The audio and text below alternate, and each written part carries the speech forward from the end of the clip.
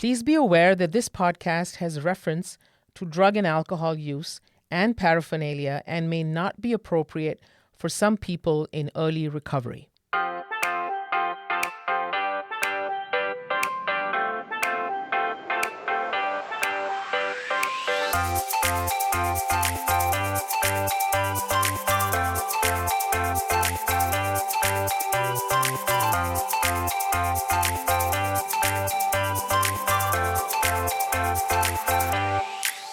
Hello, everyone. My name is Dr. Mahjubeen Islam. And I am Dr. Kathleen Daniels. And we want to thank you for listening to our Treat Addiction podcast. The information in this podcast cannot replace your seeking professional help. The National Council on Problem Gambling provides the gambler and the family with support and resources and can be reached by calling 1-800-GAMBLER or 800-522-4700 or accessing its website, ncpgambling.org. Well, today's broadcast is going to be very interesting for a lot of people out there. Looking forward to it. Yes, gambling disorder and problem gambling affects up to 15 million Americans. But one of the more important things that I think we were talking about is how surprising it was for both of us, the incidence in the youth. In the young people. In the youth. The number of people with gambling problems are ever increasing. Yeah, and there's gambling and then there's gambling disorder. So gambling is defined as placing something of value at risk with the hope of gaining something of greater value. I kind of like that. I mean, it really encapsulates it. Mm-hmm. Less than 10% of adult gamblers develop a gambling problem. And according to the DSM-5, much like when we've discussed substance use disorders and alcohol use disorders, gambling disorder is defined as persistent and recurrent maladaptive gambling behavior.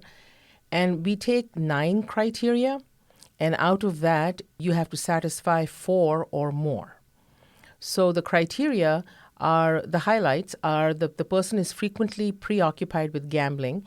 For example, preoccupied with living the past gambling experiences, planning the next venture, thinking of ways to get money with which to gamble, which is a very key piece of addiction or addiction medicine, in which the person is going into that, on that track of ways to get money.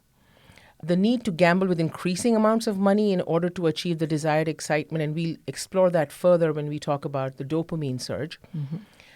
They make repeated unsuccessful efforts to limit, cut back, or stop gambling, get restless or irritable when attempting to cut down or stop gambling, and they often use gambling as a way of escaping from problems or relieving mood issues like helplessness, guilt, anxiety, or depression. And after gambling and losing money, they often gamble another day to get even, which is called chasing after one's losses. Lying to family members, therapists, or others to conceal the extent of the gambling. Jeopardizing or losing a significant relationship with, like, a spouse or a job or educational or career opportunity because of gambling. And then relying on others to provide money to relieve a desperate financial situation caused by gambling. And in order to illustrate what is called the gambler's fallacy, there's an incident, a very famous one, in 1913 at the Monte Carlo Casino. A roulette wheel landed on black 26 times in a row. So the gamblers believed red was due. And they bet millions against black only to lose repeatedly.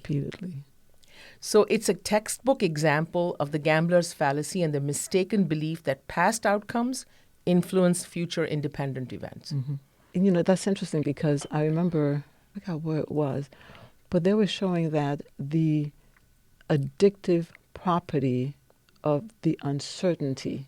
Yes. And the high from a mixture of fear and anticipation. Yeah. Correct. Yeah. Yes, indeed. Yeah. And as with other addictions, there are levels of gambling as well. A low-risk gambler is someone who has gambled but never lost more than $100 in a single day or year. And I know many people out there saying, well, I guess I'm not a gambler. I don't lose that much money. Then there are those who lose more than $100 in a single day, but they do not have the list of The criteria that Yeah. you said earlier. Then we have the at-risk gambler, someone who has lost more than $100 in a single day and reported one or two of the DSM criteria. And I guess, if you think about those who go on a cruise ship and they gamble, be careful. And then we have the problem gambler, someone who has lost more than $100 in a single day and reported three or four of the DSM criteria for gambling. It's really reflective as we look into this about how the problem has become a problem because of growth in the gambling industry and how that is causing an increase in the prevalence of gambling problems. In 1991, this is very interesting, 80% of the United States population gambled, compared with only 61% in the 1960s. That's really interesting. That's a And huge in increase. 1978, only 2 states had legalized gambling. But in 1998, only 2 states had not legalized gambling. Incredible. Yeah. And an estimated 2.5 million adults are pathologic gamblers. 3 million adults are problem gamblers. Men are likely to be pathologic, problem, and at-risk gamblers than women. And this is a very interesting thing which you've talked about before. The availability of a casino within 50 miles compared to 50 to 250 miles is associated with approximately double the prevalence of problem and pathologic gamblers. And that's why, like you said, you opposed the opening of the casino. I did. And yeah, no one listened. Yeah. And lotteries and casinos are now the most common forms of gambling. And of course, there's now social media and internet gambling, which is gambling. at your fingertips. Which is Just- awful. It's very awful. But nobody wants our opinion. But we're going to share it anyway. Because the economics of gambling are staggering. The amount of money waged annually in the United States is estimated to be 0.5 trillion. I don't know how many zeros that is. How many I can't zeros even, is I that? cannot count that many zeros. I was thinking of a patient of mine, and he was I would put him as an at-risk gambler. But he came in one day and he said to me, "Hey, Doc, guess what? I won $100,000, in one of his scratch-offs." I said, "Oh, that's very nice." I was so happy for him. But then I found out that he was gambling at least $30 to $40 a day. I mean, a day, a day. Okay, so Americans spend approximately $31.5 billion. Now that's billion with a B Yeah. annually on state lottery games alone. Pathologic gamblers and others with gambling problems are more likely, however, listen to this, are people who are on welfare, on assistance, have declared bankruptcy, and have been arrested or incarcerated, people who are less able to incur such Yes, debt. yes. Isn't that sad? Yeah. They're more likely to have But issues. it's the vicious circle, right? Correct. That it's causing the bankruptcy. Correct. And they're also more likely to have issues in being unable to access treatment, having problems with gambling and cannot get treatment from insurance companies. Another piece that we were both very surprised at, I remember, when we were looking into putting this together, was how common gambling is among adolescents. In a 1998 survey of 21,300 8th through 12th grade students in public and private schools in Vermont, 53%. Now, imagine this is in 1998. How much worse it must be now. Right, right. 53% reported gambling in the past 12 months, and 7% reported problems attributable to gambling. Wow. So, I mean, it's just as time goes on, it becomes kind of like exponential because of the internet gambling. And senior citizens may also have an increased risk. And in one survey of attendees at a senior center, in the U.S., approximately 10% were problem or pathologic gamblers. Then there's the gender issue. The prevalence of pathologic and problem gambling in men is 2 to 3 times higher than in women, but the progression of the disorder is faster in women. And women who entered an outpatient treatment for gambling problems were found more often to be single than their male counterparts. The issue or the problem gambling or high-risk groups are also adults in mental health treatment, people who use nicotine, alcohol, marijuana, inhalants, illegal steroids, so basically substance use. Substance use. African American, positive family history. This is an interesting piece, that this is very prevalent in addiction, that there is a family history issue. And childhood abuse and child neglect. So also what we call now adverse childhood experiences, lower socioeconomic status, which is, like you were just mentioning, so kind of paradoxic and sad, and witnessing trauma or being a victim of a physical attack, carrying a weapon, and this I found really cute.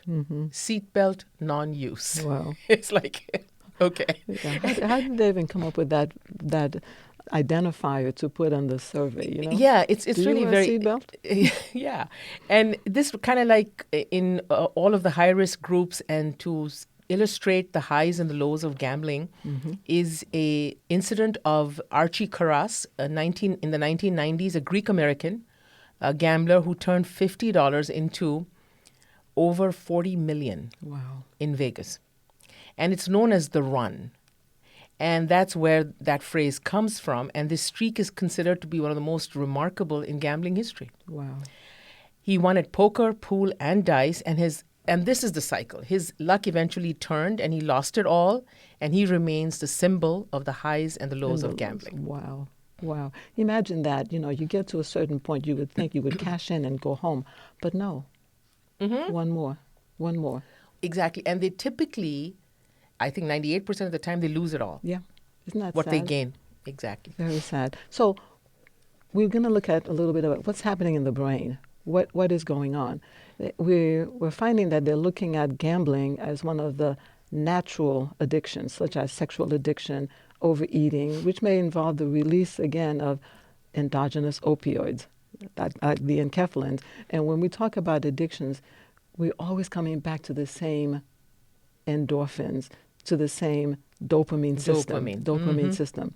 In addition, problem gamblers seem to exhibit more activation of the hypothalamic pituitary. That's complicated, but it activates the whole system when they are gambling. It's excitatory, as well as changes in the brain reward pathway. The more you do this, the more you get out of it. The more you do this, the more you get out of it. And when something bad happens, well, now you have to recoup what you've lost to get what you lost, and then you gain, and then it's a run, like that commercial we talked about several sessions ago. There was a commercial on TV about cocaine. I do cocaine so I can work harder, so I can do more coke, so I can work harder, so I can do more coke, and then so on and so on and so on. I love that commercial. In the brain also, we have this dysregulation of the dopaminergic tone, and it plays a role in keeping the person engaged in this behavior. Pathologic gambling has also been reported in patients with restless leg syndrome who are taking dopaminergic agonists. So there's a product for Parkinson's, pramiprazole. I'm always tongue-tied with that one. Because it increases the dopamine, it can also trigger some of that behavior. And not unexpectedly, twin studies have shown that there is a genetic component to this behavior. So when we get to the point that there could be an issue, how do we screen? So we have what is called the South Oaks Gambling Screen, called SOGS. It's the only extensively used, and it's a validated screening tool. It is a 20-item scale that includes weighted items to determine if the patient is hiding evidence of gambling, spending more time or money gambling, arguing with family members over gambling, and borrowing money from a variety of sources. And so the next one is the Gamblers Anonymous survey, but this is not validated. It includes a 20-question survey. It can be helpful in gathering clinical information, and it can help lead the patient to the Gamblers Anonymous program. 7 positive responses to the survey questions suggest the diagnosis of pathologic gambling. And then a similar survey, Are You Living with a Compulsive Gambler?, can also be used to assist family members in coping with a problem gambler. But the best screening method and the easiest one for a primary care doc or perhaps anyone is based on the CAGE questionnaire. The CAGE questionnaire was used in the past for alcoholism, and C stood for cut down, A stood for do you feel angry if you're criticized for drinking, G stands for do you feel guilty that you drink, and E stood for an eye-opener. And I use this all the time in the office, and it is so user-friendly, and it is so remarkably helpful.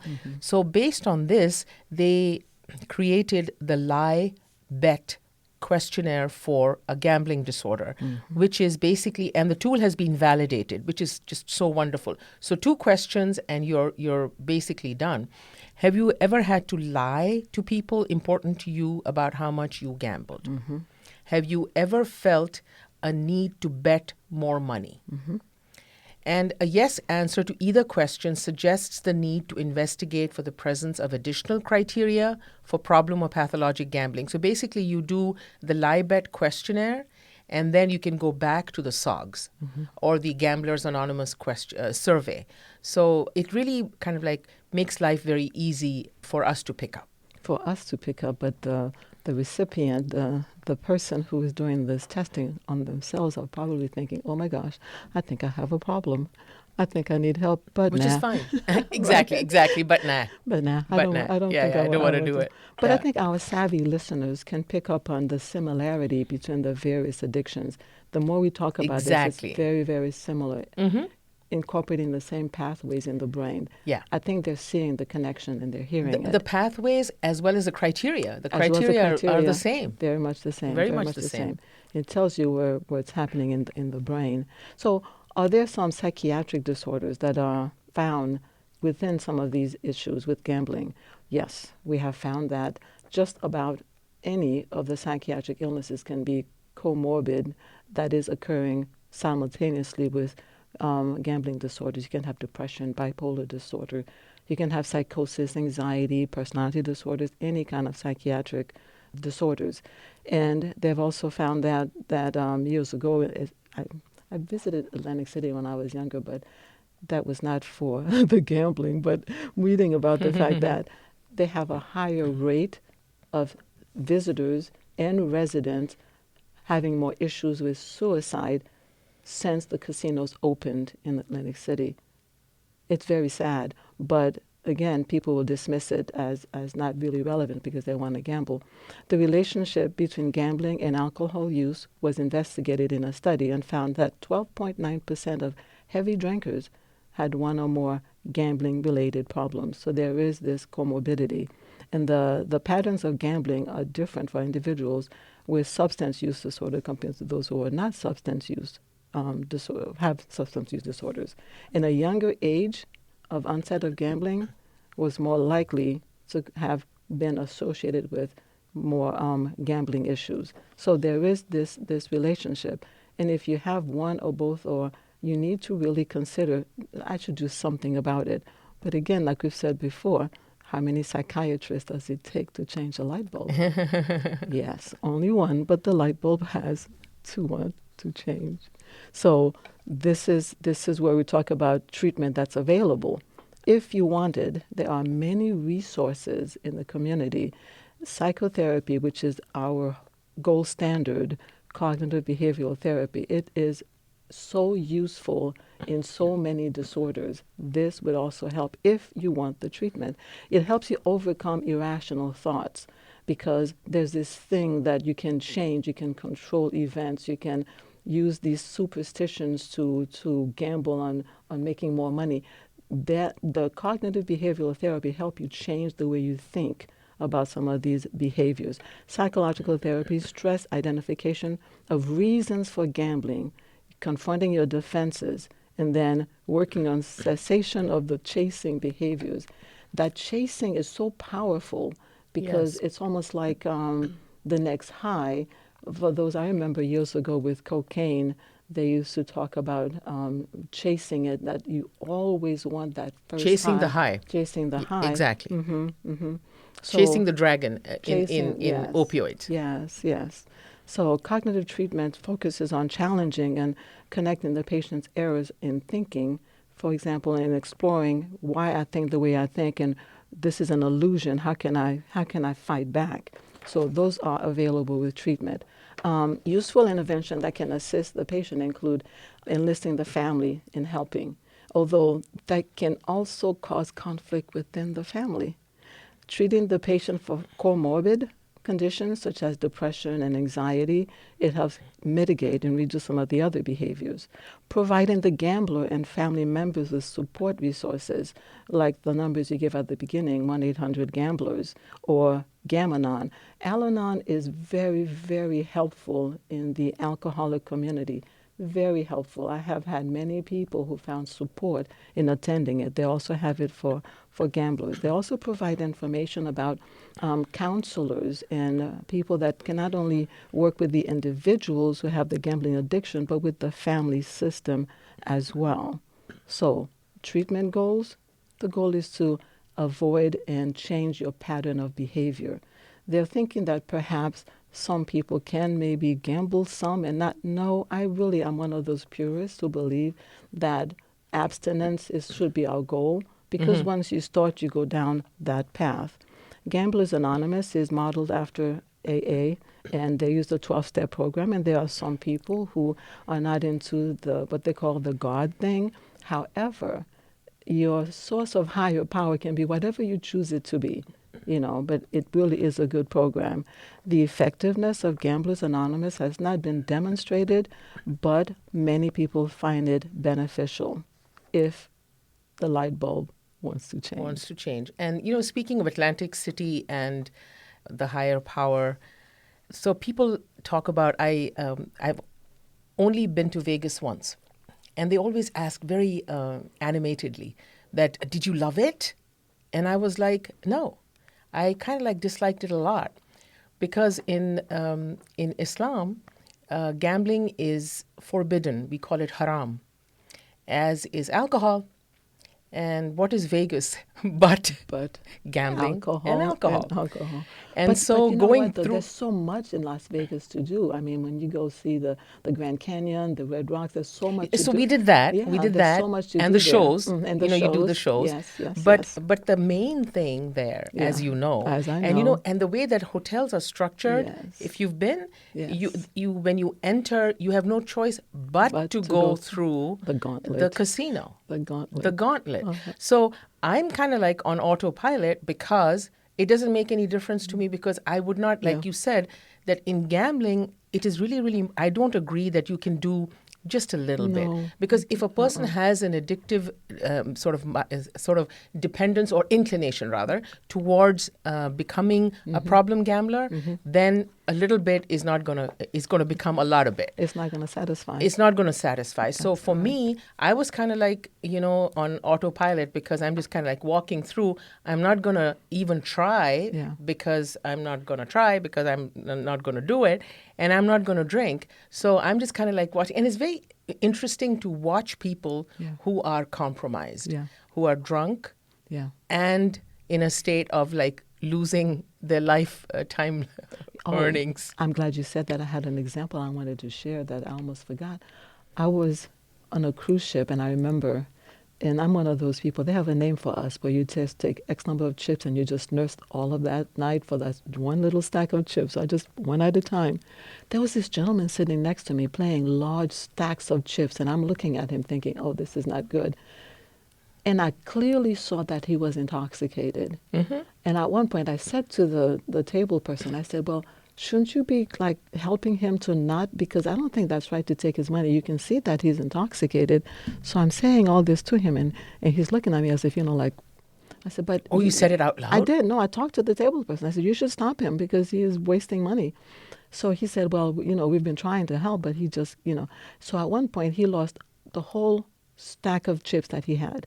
This man got up, went to his stateroom, came back with a wad of money. And I'm still playing one chip at a time, and I'm watching him thinking. And that's why they're connected, the alcohol and the substance use with the gambling. It's exactly. Yeah. And so in terms of treatment, we also have, you talked very extensively about all of the psychotherapy and support that we have for gambling, which is the primary thrust of treatment. But we do have a little pharmacotherapy to help, or medications to help. Originally, it was thought that medications just helped the comorbid condition that you spoke about, like bipolar disorder, OCD, ADHD, substance use disorder. But initial research showed that medications would just help the particular psychiatric condition. But over the past decade, we've noticed that what we call SSRIs, or selective serotonin reuptake inhibitors, have been found to be effective in reducing gambling behavior. So they are, some of the names are fluvoxamine, sertraline or Zoloft, citalopram or Celexa, and fluoxetine or Prozac. And I think both of us would agree that medication, particularly for the really compromised gambler, medication in combination with psychotherapy would be have a much higher effectiveness than psychotherapy alone. Absolutely. And Wellbutrin or bupropion is an excellent medication, and that has been shown in some trials to be beneficial. And then the naltrexone is a great medication because it's an opioid antagonist, and that there's limited evidence, but that has shown some help. And a randomized double-blind trial of nalmefene, which is not available in the United States except for research, has been shown to reduce gambling scores significantly over a 16-week trial period compared with placebo. So in people who have bipolar disorder, lithium can be of benefit, and in others, topiramate or Topamax can be beneficial. So we have a plethora of medications, but the key piece, like I always say, is we have to tailor the treatment to the patient. Exactly. So that's really a very important thing. And a public health approach that can be of assistance is to reduce the availability of gambling locations and lottery venues. I mean, we can We make money. We get taxes. Oh, gosh. Economy. Ban advertising for gambling activities anymore. I forget the actor's name. I always see him pop up in commercials for sport gambling. I mean, it makes it so easy. Keep lottery tickets out of sight. Enforce the legal age of gambling, for gambling. Ban certain things, certain games. Decrease the number of video lottery terminals. Consider a moratorium on building new casinos. I mean, there are so many things we can do as a community to help one another.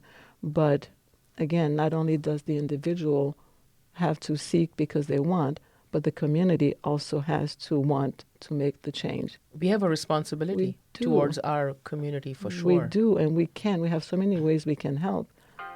Instead of just going with capitalism and the money. It destroys so many lives. So many. Yeah.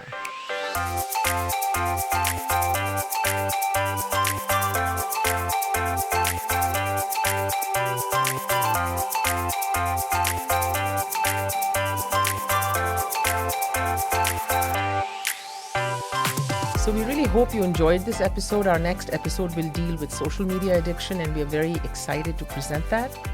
I'm your host and producer, Dr. Mahjabeen Islam. And I am Dr. Kathleen Dean-Rose. And our executive producer is the very talented Chris Pfeiffer. Do share this podcast with friends and family, for it is only through education that our society can be helped and we can stem the destruction that drug use and behavioral addictions like gambling disorder and social media addiction, that the damage that they cause. Just go to wgte.org/treataddiction or wherever you stream your podcasts. And with all the challenges of life, do remember patience in difficult times and gratitude always. We hope to see you soon.